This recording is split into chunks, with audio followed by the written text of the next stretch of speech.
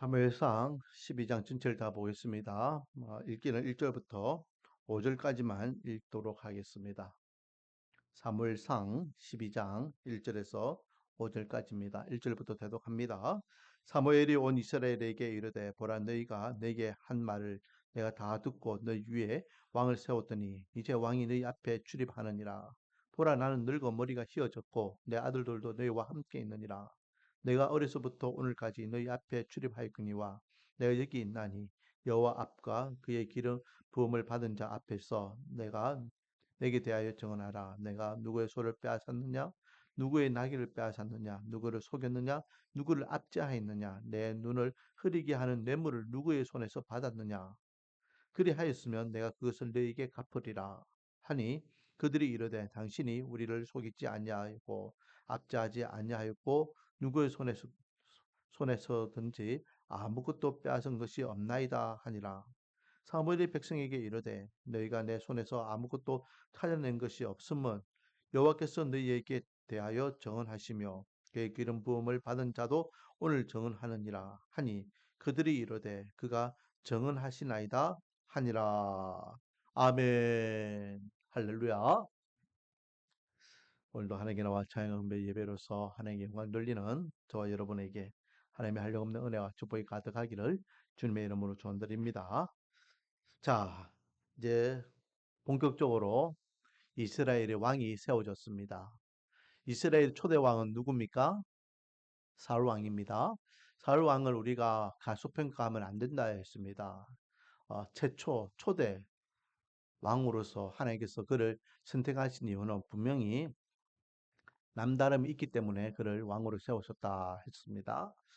그리고 이제 리더십도 있고 또 하나님을 향하여서 이렇게 굳건한 믿음도 있고 그런 전반적인 것들을 지난주에 나하스가 길랏 야베스를 침공함으로 인해서 어떻게 그 문제를 해결하느냐를 통하여 보여주었고 사울에 대해서 이렇게 인정하지 못했던 이들도 사울을 인정하게 되고 이제 어, 음, 본격적으로 온 이스라엘의 왕으로서 사울 왕이 등극하게 되죠. 오늘은 한마디로 이야기하면 세대 교체입니다. 세대 교체. 음, 오늘 보면 2절 말씀 보니까 이제 왕이 너희 앞에 출입하느니라. 너희가 원하는 대로 왕이 세워졌다. 이 말이 1절에 있고 왕이 너희 앞에 출입하느니 왕이 너희들을 이제 어, 세워져서 왕이 출입한다는 것은 들락날락 한다는 거죠. 그 왕이 왕으로서의 사역을 한다는 겁니다. 보라, 나는 늙어 머리가 휘어졌고 내 아들들도 너희와 함께 있느니라 라고 하면서 이제 사무엘은 벌써 늙었다는 거죠. 내가 어려서부터 오늘까지 너희 앞에 출입하였느니라. 사무엘은 갓난 아기 때, 젖될 때부터 엘리 제사장에게 위탁되어서 그런 훈련을 받았고 이제 어느 정도 좀 성장했을 때 하나님께서 그를 세우셨잖아요, 그렇죠? 그래서 그 갓난 아기일 때부터 지금까지 사무엘은 평생 하나님의 어, 선지자로서 또 사사로서 그의 직분을 감당하였음을 고백합니다. 이제는 내 때가 이제 저물었다라는 거죠. 너희들 원하는 대로 왕이 세워졌으니까 나는 이제 물러간다. 이것을 이야기합니다. 그러면서 3절부터 4절까지 뭘 이야기하냐면 내가 한평생 이스라엘의 지도자로서 생활했는데 엘리 제사장도 그랬고 엘리 제사장 아들들도 그랬고 사무엘의 아들들도 그랬습니다.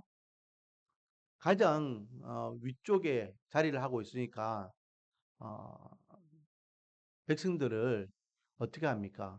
자기 마음대로 막 부리게 되고 또 어, 탄심이 일어나기를 원하고 일어났고 탐욕을 통해서 부득이하게 권세와 권력을 휘두르었고 또 그런 가운데에 또 손을 대고자 하는 자들은 또 뇌물도 이렇게 주면서 한 자리를 얻기를 원했고 막 그런 부정부패가 있었다라는 거죠. 그런 그것을 이제 사무엘이 이야기합니다. 내가 한평생 이스라엘의 지도자로서 하나님의 종으로서 사사로서 선지자로서의 사역을 했는데 너희들 앞에 내가 부도덕하게 그 부정부패를 저질렀느냐라는 것을 이야기합니다. 그래서 3절 요압과 그의 기름 부음을 받은 자 앞에서 내게 대하여 증언하라. 내가 누구의 소를 빼앗았느냐? 누구의 나귀를 빼앗았느냐? 누구를 속였느냐? 누구를 압제하였느냐? 내 눈을 흐리게 하는 뇌물을 누구의 손에서 받았느냐? 그리하였으면 내가 그것을 너에게 갚으리라. 내가 그런 적이 있느냐? 그러니까 이구동성으로 백성들을 뭐라 이야기합니까? 그런 적 없습니다. 아주 깨끗하게 그렇게 지도자에서의 사명을 행하였습니다라고 인정하게 되죠. 자, 이게 쉬운 일이 아닙니다. 쉬운 일이 아니에요. 그런데 사무엘이 이렇게 한평생 자기 아들들도 타락했댔잖아요. 그래서 자기 아들들이 그 권세를 누리는 것들 때문에 백성들이 결국 그 아들들의 행위를 보고 이제는 우리에게도 왕을 달라고 요구하게 되는 거거든요. 결국 사무엘이 자기 나름대로 이렇게 깨끗하게 어, 자기 사역을 마무리할 수 있었던 이유가 무엇이냐? 자기 어떤 이익이나 어떤 성품 때문에 그러느냐? 안 그렇습니다. 여러분, 우리나라 정치인들도 보면요, 역대 대통령들 보면은 대통령 자신은 정말로 깨끗하게 정치를 했는데 그 아들들이 문제가 되었던 대통령들이 몇 명 있잖아요. 음, 쉬운 게 아닙니다. 자, 그 이유를 지금 자기가 한평생 어릴 적부터 지금까지 백성들 앞에서 그렇게 어, 부도덕하게 강제로 억압하고 핍박하고 어, 착복하고 뭐 그러지 않았던 이유가 무엇이냐? 그 이유는 누구를 인지하면서 자기가 그 자리를 지켰기 때문이다. 하나님을 인지하면서 사무엘은 사실은 왕 같은 존재였잖아요. 절대 권력이었습니다. 어? 그 말 한마디 한마디가 그 법이었고 어? 그가 판결하면 그것이 곧 모든 것들이 다 이렇게 질서 있게 딱 정리되는 그런 상황이었죠. 그럼에도 불구하고 그는 정직한 삶을 살았다. 5절입니다. 사무엘이 백성에게 이르되 너희가 내 손에서 아무것도 찾아낸 것이 없음은 여호와께서 너희에게 대하여 증언하시며 그래서 너희가 내 손에서 아무것도 부정한 것을 찾아내지 못했던 것을 누가 증언한다? 누가 증언한다?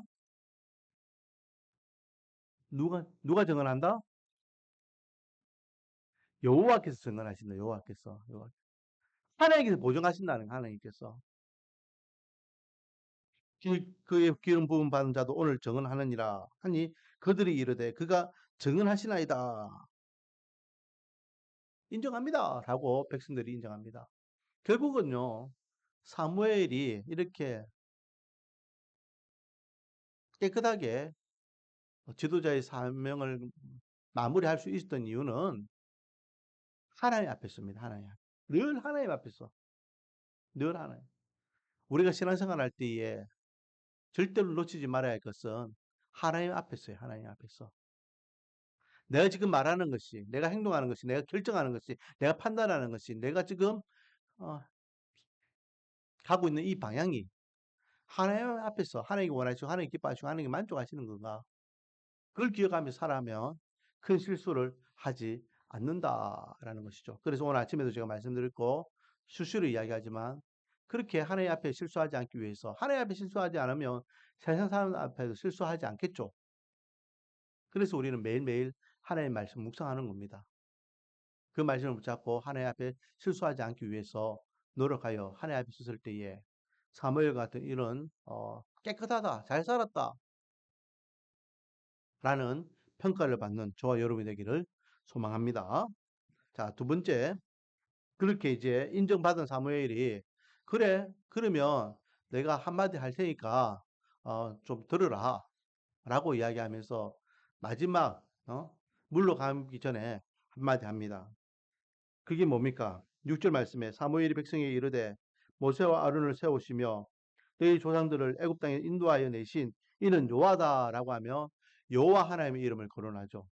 내가 한평생 여호와를 의지하고 여호와 앞에서 내가 정직하게 생활했던 같이 너희들에게 내가 한마디 하기를 원하는데 우리를 출애굽하신 분이 누구냐? 여호와 하나님이시다. 그 하나님께서 너희들 조상과 함께 하셨고 지금 이때까지 어, 그 여호와 하나님께서 인도해 주셨다. 그런데 어느 순간부터 하나님께서 지켜주시고 보호해주시고 책임져 주셨던 이 민족이 하나님을 배반 배신했다.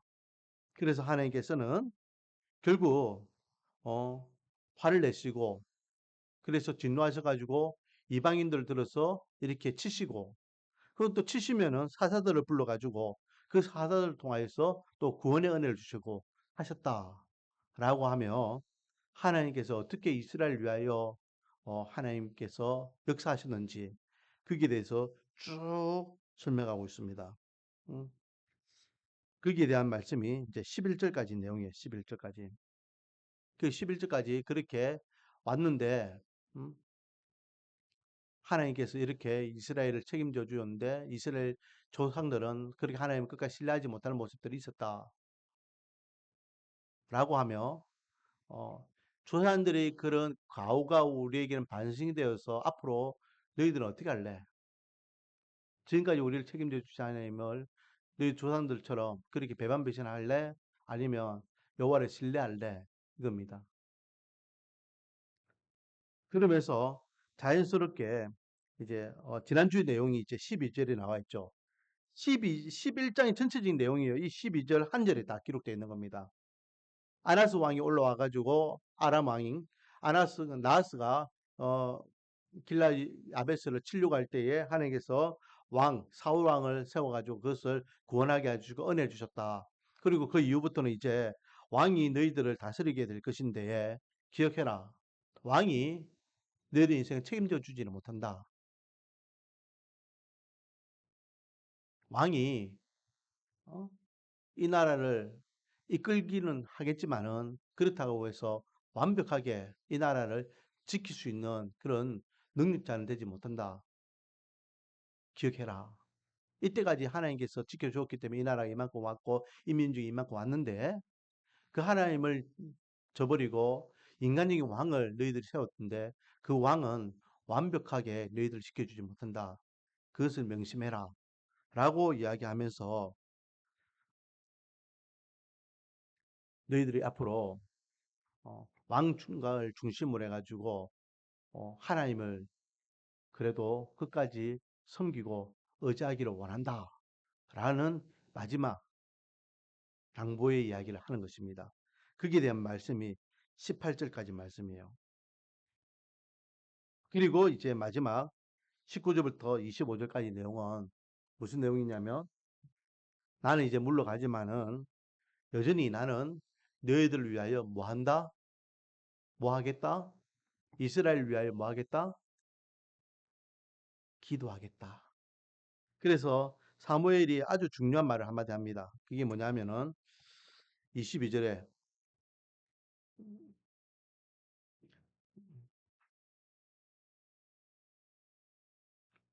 여호와께서 너희를 자기 백성으로 삼으신 것을 기뻐하셨으므로 여호와께서는 그의 크신 이름을 위하여서라도 자기 백성을 버리지 아니하실 것이요 나는 너희를 위하여 기도하기를 쉬는 죄를 여호와 앞에 결단코 범하지 아니하고 선하고 의로운 길을 너희에게 가르칠 것인즉 하면서 하나님께서 너희들을 절대로 버리지 않으실 것이다. 그리고 나는 그런 너희를 위하여 이스라엘 민족을 위하여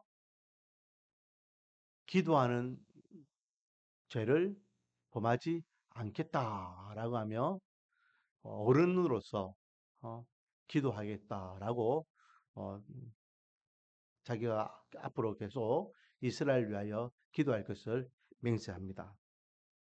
그리고 온 이스라엘이 그렇게 왕 중심으로 새롭게 세대가 교체되는 것을 보게 되죠. 오늘 본문을 통해서 우리에게 주시는 교훈은 뭡니까? 아까 전에 이야기했던 첫 번째는 사무엘이 그런 평생 살았던 삶, 음, 하나님 앞에서라는 분명한 하나님을 인지하면서 우리가 살아가면 실수하지 않는다. 그게 첫 번째 교훈이고 두 번째는 음, 다음 세대가 여전히 하나님 중심적으로 살아가기 위해서 어른들이 어떤 역할을 해줘야 되느냐?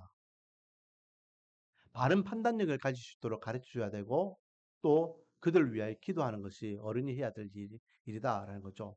그래서 사무엘이 길게 이야기하는 겁니다.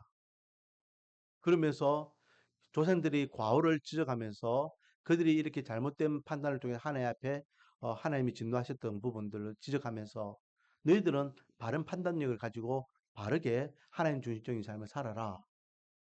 어른들이 가르쳐 줘야 될 게 바로 이거죠. 어른들은요, 그냥 음, 내가 어른인데 하면서 대접받기를 원하고 큰 소리 치기를 원하고 그리고 잘못된 것을 지적만 하는 것이 어른이 아니라 어?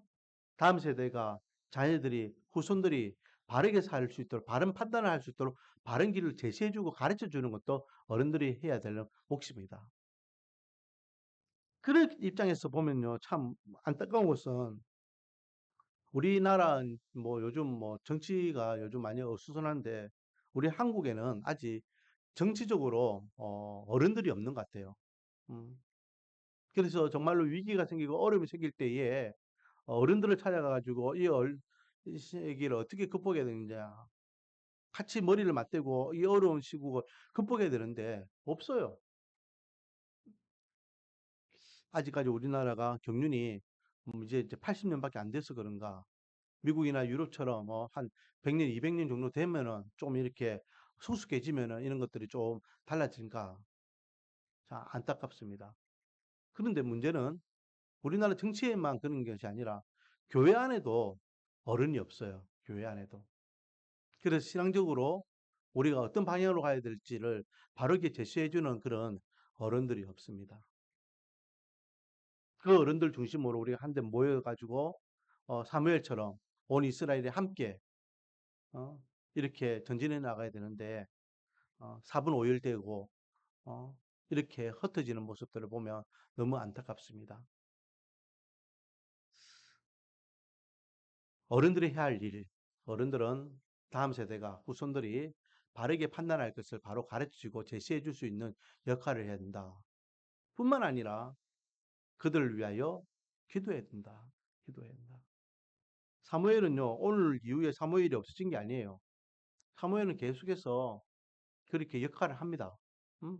이제는 뒤에서 어른으로서 이렇게 역할을 하죠. 기도하면서 말씀을 이렇게 나누면서 이렇게 합니다. 그때에 사울이 왕으로서 늘 의지했던 사람이 누굴까요? 사무엘이 사무엘. 심지어는 나중에 사무엘이 죽어요. 죽고 이제 없어요.